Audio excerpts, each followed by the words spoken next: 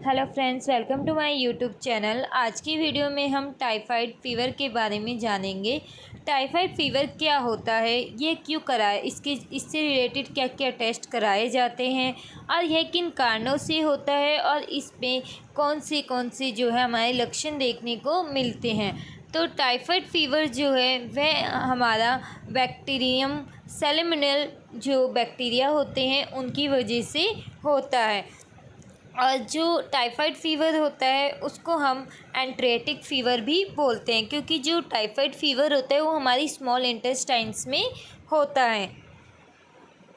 तो typhoid fever जो होता है वो कितने प्रकार के होता है।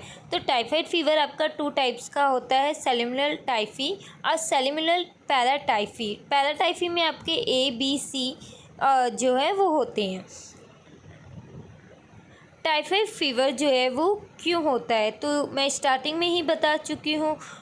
जो टाइफाइड फ़ीवर है वो बैक्टीरिया होता है, हमारा बैक्टीरिया सैल्मोनेल जो होते हैं उनकी वजह से होता है। जब हमारी बॉडी में बैक्टीरिया जो है सैल्मोनेल बैक्टीरियाज जो है वो एंटर हो जाते हैं तो उसकी वजह से जो है आपको टाइफाइड फ़ीवर होता है।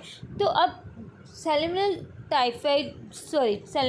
बैक्टीरिया जो है वो हमारी बॉडी में इंटेक कैसे होते हैं। तो वो होता है हमारी, अगर मान लीजिए आप कोई भी गंदा खाना वगैरह खा रहे हैं, बासी खाना खा रहे हैं, या फिर जैसे मक्खियाँ वगैरह जो होती है वो गंद पे से उठ के आती हैं और वो खाने पे चिपक जाती हैं, तो उस वजह से भी आपका जो है बैक्टीरिया जो है वो आपकी बॉडी में इंटेक्ट हो सकते हैं। या फिर आप कंटामिनेटेड फूड और वाटर पी रहे हैं और खा रहे हैं तो उस वजह से भी टाइफाइड फ़ीवर हो सकता है। तो टाइफाइड फ़ीवर के क्या क्या लक्षण देखने को मिलते हैं, अगर किसी पेशेंट को टाइफाइड फ़ीवर है तो उसको क्या क्या लक्षण देखने को मिलेंगे।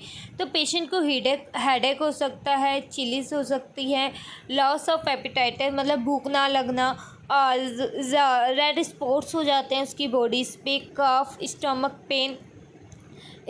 पेन तो नॉर्मली है, इसमें सबसे ज़्यादा होता है क्योंकि जो टाइफाइड फ़ीवर होता है वो हमारे इंटेस्टाइन्स में ही सबसे ज़्यादा इफ़ेक्ट करता है और उसी में होता है। Muscle ache, diarrhoea, constipation, nausea and vomiting.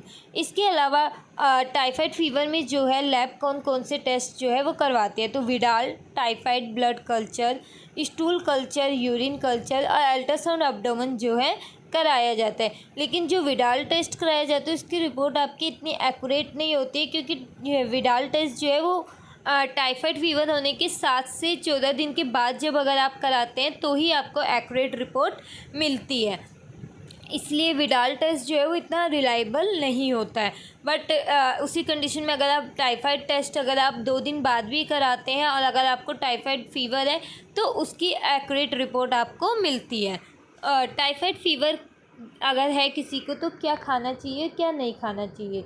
तो क्या खाना चाहिए, तो सबसे ज़्यादा पेशेंट को जो है नारियल पानी, नींबू का रस, रूह अफ़ज़ा और छाछ, जो भी लिक्विड जैसे प्रोडक्ट होते हैं ना, पदार्थ होते हैं, उसको ज़्यादा सेवन करना चाहिए।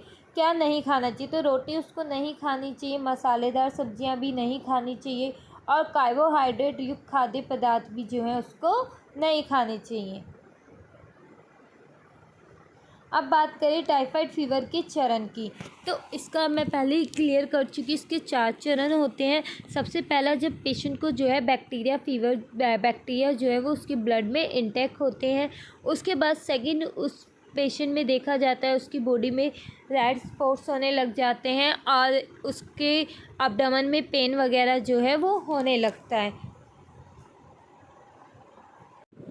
जो तीसरी स्टेज होती है वो सबसे ज़्यादा ही जो है प्रॉब्लम क्रिएटेड होती है, मतलब मीन्स देखने को मिलता है पेशेंट का जो ब्रेन होता है वो काम करना बंद करने लगता है और पेशेंट जो है वो हमेशा बेहोशी की हालत में होता है।